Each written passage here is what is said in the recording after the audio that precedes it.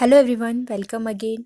आज मैं अपनी वीडियो में अब इकोलॉजी की जो एक कंटिन्यू सीरीज़ चल रही है इसको आगे कंटिन्यू करूँगी। और इसमें मैं आपको ऑर्गेनिज्म एंड पॉपुलेशन वाला चैप्टर जो है वो पढ़ा रही हूँ, जिसमें मैंने अब तक आपको बायोटिक एबायोटिक के बारे में बता दिया है। एबायोटिक फैक्टर्स जो हैं उनको डिटेल में मैंने बताया है यहाँ पर। उसके अलावा मैंने ऑर्गेनिज्म, पॉपुलेशन, कम्युनिटी, इन सब के बारे में बता दिया है। और अब तक मैं इकोलॉजिकल हायरार्की में कम्युनिटी लेवल पर आ चुकी हूँ। और कम्युनिटी का मतलब जहाँ पर बहुत सारी पॉपुलेशंस जो हैं वो आपस में इंटरेक्ट करती हैं with the environment, it is known as community. And अब तक मैं जो है इंटर स्पीसीज इंटरेक्शंस को यहाँ पर आपको बता रही थी। अब तक मैंने जो है अपनी लास्ट वीडियो में आपको पॉजिटिव इंटरेक्शंस के बारे में बता दिया था, जिनमें मेरा म्यूचुअलिज्म मैंने कवर किया था। उसके अलावा मैंने प्रोटोकॉर्पोरेशन को कवर किया था, कमेंसलिज्म को कवर किया था। तो अब मैं जो है आपको आगे की इंटरेक्शंस के बारे में बताऊंगी, जिनमें मैं आपको नेगेटिव इंटरेक्शंस के बारे में बताऊंगी। नेगेटिव इंटरेक्शंस जो हैं वो भी डिफरेंट टाइप की हैं। जैसे अगर नेगेटिव इंटरेक्शन जो हैं वो है अमेंसलिज्म हो गया, या फिर एक्सप्लॉयटेशन टाइप की इंटरेक्शन हो गई, जिसमें पैरासिटिज्म और प्रेडेशन दोनों कवर होते हैं। उसके अलावा कंपटीशन हो गया।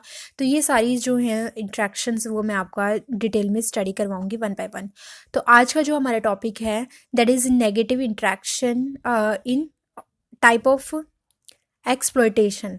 तो मैं एक्सप्लॉयटेशन के बारे में आपको बताऊंगी, जो कि नेगेटिव इंटरेक्शन का एक टाइप है। एक्सप्लॉयटेशन मतलब जहाँ पर एक को फ़ायदा होता है और एक को नुकसान होता है, तो ये एक नेगेटिव इंटरेक्शन है जिसमें वन स्पीसीज़ को जो है वो फ़ायदा हो रहा है और दूसरी स्पीसीज़ को नुकसान होता है, हार्म होता है। तो इसके दो टाइप हैं। इसमें हम पैरासिटिज्म को इंक्लूड कर सकते हैं और प्रीडेशन को इंक्लूड कर सकते हैं। तो पैरासिटिज्म और प्रीडेशन दोनों में ही यही इंट्रैक्शन होती है, जिसमें एक स्पीसीज़ को फ़ायदा होता है और दूसरी स्पीसीज़ को हार्म होता है। तो आप यहाँ पर देख सकते हो दोनों में ही सेम सिंबल हैं, पॉजिटिव और नेगेटिव के। अब मैं पहले आपको पैरासिटिज्म पढ़ाऊंगी, उसके बाद मैं आपको प्रीडेशंस में प्रीडेटर्स और प्रे के बारे में बताऊंगी। तो पहले पैरासाइट्स जो हैं उसके बारे में स्टडी करते हैं। देखो, पैरासाइट क्या होता है कि कोई भी ऑर्गेनिज्म है, उसमें एक पैरासाइट है और एक होस्ट है। होस्ट वो स्पीसीज होगी जिसको हार्म होगा, और पैरासाइट वो स्पीसीज होगी जिसको फ़ायदा होगा। तो पैरासाइट्स जो हैं वो किस तरीके से होस्ट से अपना फ़ायदा लेते हैं।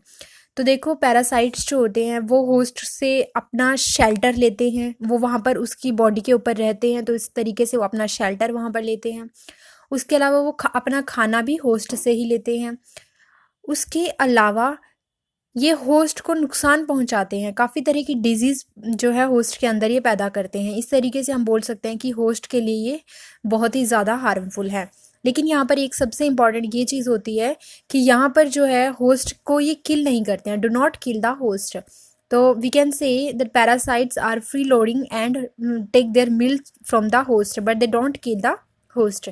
तो आप इस चीज़ को ध्यान रख लेना। अब देखो, ये किस तरीके से जो है होस्ट को हार्म कर रहे हैं। मैंने अभी आपको बताया कि होस्ट वो स्पीसीज है जिसको हार्म होगा और पैरासाइट वो स्पीसीज है जिसको फ़ायदा होगा। तो ये होस्ट को किस तरीके से जो है वो हार्म कर रहे हैं। तो देखो, सबसे पहले तो ये होस्ट की सर्वाइवल को रिड्यूस कर देते हैं। उसके अलावा ये होस्ट की ग्रोथ को रोक देते हैं। होस्ट के अंदर रिप्रोडक्शन की पावर को कम कर देते हैं। ठीक है, तो इस तरीके से आप बोल सकते हो कि ये reducing survival, growth and reproduction. तो ये उनकी जीने की जो कैपेसिटी होती है उसको कम कर देते हैं, क्योंकि उनमें डिजीज़ कॉज कर देते हैं, उनकी ग्रोथ को रिटार्ड कर देते हैं, उनकी रिप्रोडक्शन की एबिलिटी को कम कर देते हैं, स्लो कर देते हैं, पॉपुलेशन की डेंसिटी को कम कर देते हैं। क्योंकि अगर कोई डिजीज़ होगी तो ये डायरेक्टली किल तो नहीं कर रहे हैं, लेकिन ये डिजीज़ उस पॉपुलेशन में फैला देते हैं और इस तरीके से पॉपुलेशन वहाँ से ख़त्म हो जाती है, और इस तरीके से ये डेंसिटी जो है पॉपुलेशन की उसको कम कर देते हैं। उसके अलावा ये क्या करते हैं, make the host physically weak. मतलब ये अपने होस्ट को जो फिजिकली जो है उसको वीक कर देते हैं, और जब वो होस्ट जो है वो फिजिकली वीक हो जाएगा तो ऐसी कंडीशन में कोई भी प्रीडेटर जो है उस पर इजीली फीड कर पाएगा। तो ये मोर वल्निएरेबल टुवर्ड्स प्रेडेशन, मतलब उसको शिकार के काफ़ी नज़दीक ले आते हैं, क्योंकि अब वो जो है अपनी जो फिजिकली है वो अब वीक हो चुका है। तो ऐसी कंडीशन में वो अपनी प्रोटेक्शन नहीं कर सकता, इसीलिए वो प्रेडेशन के लिए बहुत वल्निएरेबल हो जाता है। तो इस तरीके से ये होस्ट को हार्म पहुंचाते हैं। लेकिन क्योंकि ये जो हैं पैरासाइट, ये होस्ट के अंदर रहते हैं, तो इनकी खुद की बॉडी में भी कुछ चेंजेस होते हैं। मतलब अगर ये किसी और के ऊपर रह रहे हैं तो डेफिनेटली इनको कुछ चीज़ों की कम ज़रूरत होगी, क्योंकि ये वो चीज़ें अपनी होस्ट से पूरी कर सकते हैं। तो इसीलिए इनमें कुछ अडेप्टेशंस हो जाती हैं, जिनको पैरासिटिक अडेप्टेशन बोलते हैं। पैरासिटिक अडेप्टेशन वो होंगी जो कि पैरासाइट के अंदर होंगी। अब वो कौन कौन सी होंगी, देखो, loss of unnecessary sense organ, क्योंकि ये एक अपने एनवायरनमेंट में जा चुके हैं, जो कि इनका एक होस्ट का पर्टिकुलर एनवायरनमेंट है जो कि चेंज नहीं हो रहा है, तो अभी उस पर्टिकुलर एनवायरनमेंट में आ चुके हैं, तो इसलिए अब इनके अंदर जो सेंस ऑर्गन है और वो कम हो जाते हैं, ख़त्म हो जाते हैं। क्यों? क्योंकि अब ये जिस होस्ट के अंदर हैं वहाँ पर इनको किसी प्रेडेटर से बचना भी नहीं है, क्योंकि अब ये ऑलरेडी प्रोटेक्टिव एनवायरनमेंट में है होस्ट के अंदर। और दूसरा, अब इनको खाने के लिए भी इजीली मिल रहा है, तो उस इसीलिए इनको सेंस करने की भी ज़रूरत नहीं है अपने फूड को। इसीलिए loss of unnecessary sense organ, अब वो जो सेंस ऑर्गन है वो इनके लिए अननेसेसरी हैं, इसीलिए वो यहाँ इनकी बॉडी से ख़त्म हो जाते हैं।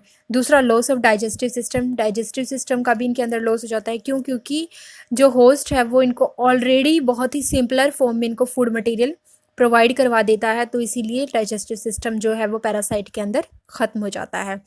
उसके अलावा प्रेजेंस ऑफ अडहेसिव ऑर्गन, मतलब क्योंकि ये जो पैरासाइट हैं इनको होस्ट की बॉडी के अंदर अपने आप को अडेप्ट करना होता है, तो ऐसी कंडीशन में ये उसकी बॉडी से ख़ुद को स्टिक करने के लिए कुछ अडहेसिव ऑर्गन्स इनके पास हो जाते हैं।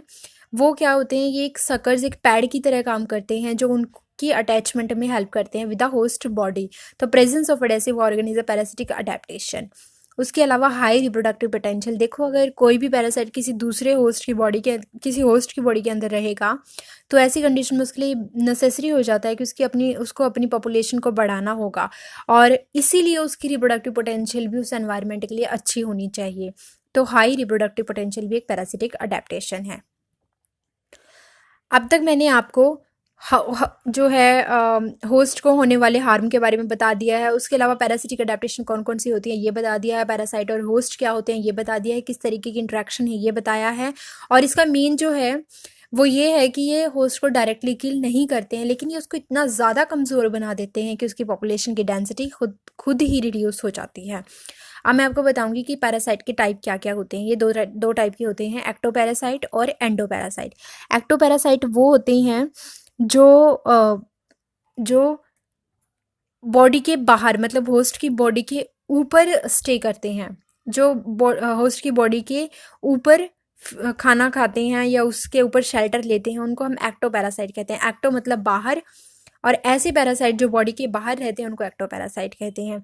जैसे अगर आप एग्जांपल लोगे तो आप ह्यूमन बॉडी की जो स्कैल्प होती है उसके ऊपर आप जो छोटे छोटे लीच होती हैं, एक तरह से लाइस होती हैं, सॉरी, जो लाइस होती हैं, वो एग्जांपल में आप इसको इंक्लूड कर सकते हो, क्योंकि वो जो है ब्लड सक करती हैं डायरेक्टली, बट वो होस्ट को किल नहीं करती हैं, तो लेकिन वो उसकी बॉडी के बाहर रहती हैं, इसलिए आप उनको एक्टोपैरासाइट बोल सकते हो। एंडोपैरासाइट की अगर एग्जाम्पल की बात करते हैं तो एंडोपैरासाइट में आप एग्जांपल ले सकते हो लाइक एस्कैरिस का। एस्कैरिस जो है वो एक राउंड वर्म है, और वो ह्यूमन की इंटेस्टाइन के अंदर जब रहता है तो उस कंडीशन में वो उसके एंडोपैरासाइट, मतलब एंडोपैरासाइट का एक एग्जांपल होता है। ऐसी कंडीशन में वो होस्ट से जो है खाना लेता है और वहीं पर अपनी पॉपुलेशन को बढ़ाता है, तो ऐसी कंडीशन में वो एंडोपैरासाइट होता है जो बॉडी के अंदर रहता है। आप एक एग्जाम्पल और देख सकते हो which is of brood parasitism.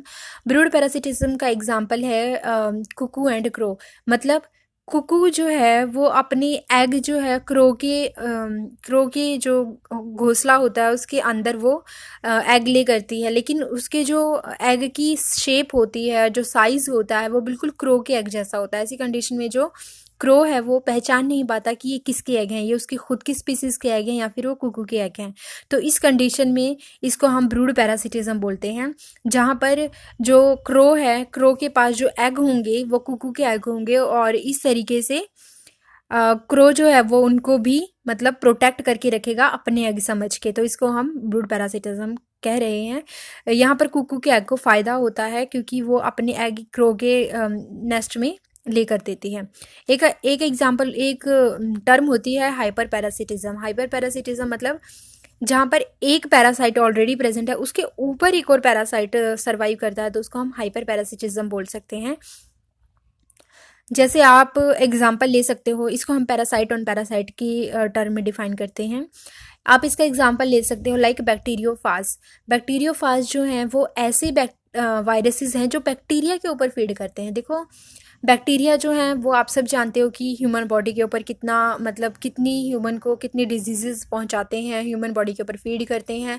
और लेकिन जो बैक्टीरिया हैं उनके ऊपर भी वायरसेस फीड करते हैं। जो बैक्टीरिया वायरस जो वायरस बैक्टीरिया के ऊपर फीड करते हैं उनको बैक्टीरियोफाज बोलते हैं।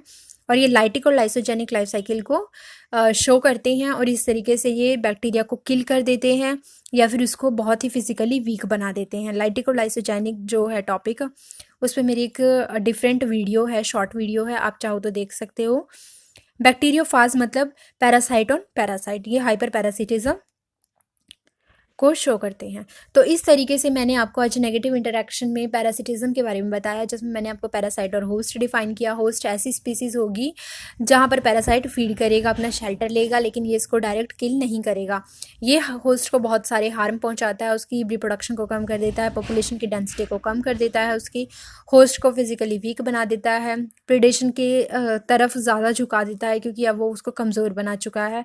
और उसकी बॉडी के अंदर रहने के लिए वो अपने आप में भी खुद अडेप्टेशन लेके आता है। जैसे वो अपने अननेसेसरी सेंस ऑर्गन को ख़त्म कर देता है, डाइजेस्टिव सिस्टम को ख़त्म कर देता है। उसके अलावा उसमें अडहेसिव ऑर्गन्स प्रेजेंट हो जाते हैं, जो कि सकर्स भी आप बोल सकते हो, और वो अपनी रिप्रोडक्टिव पोटेंशियल को इंक्रीज़ कर लेता है। पैरासाइट डिफरेंट टाइप के हो सकते हैं, एक्टोपैरासाइट, एंडोपैरासाइट, इनके एग्जांपल मैंने आपको बता दिए। ब्रूड पैरासिटिज्म एक अनदर टाइप ऑफ पैरासिटिज्म है, और एक हाइपर पैरासिटिज्म होता है जिसमें वायरस जो है वो बैक्टीरिया के ऊपर फीड करते हैं और उनको बैक्टीरियोफाज बोलते हैं। तो आज की वीडियो में इतना ही। नेक्स्ट वीडियो में हम negative interaction that is predation को स्टडी करेंगे, जो कि एक्सप्लॉयटेशन का ही दूसरा पार्ट है, और सेम सिंबल है, यानी कि एक स्पीसीज को फ़ायदा होगा और दूसरी स्पीसीज को हार्म होगा।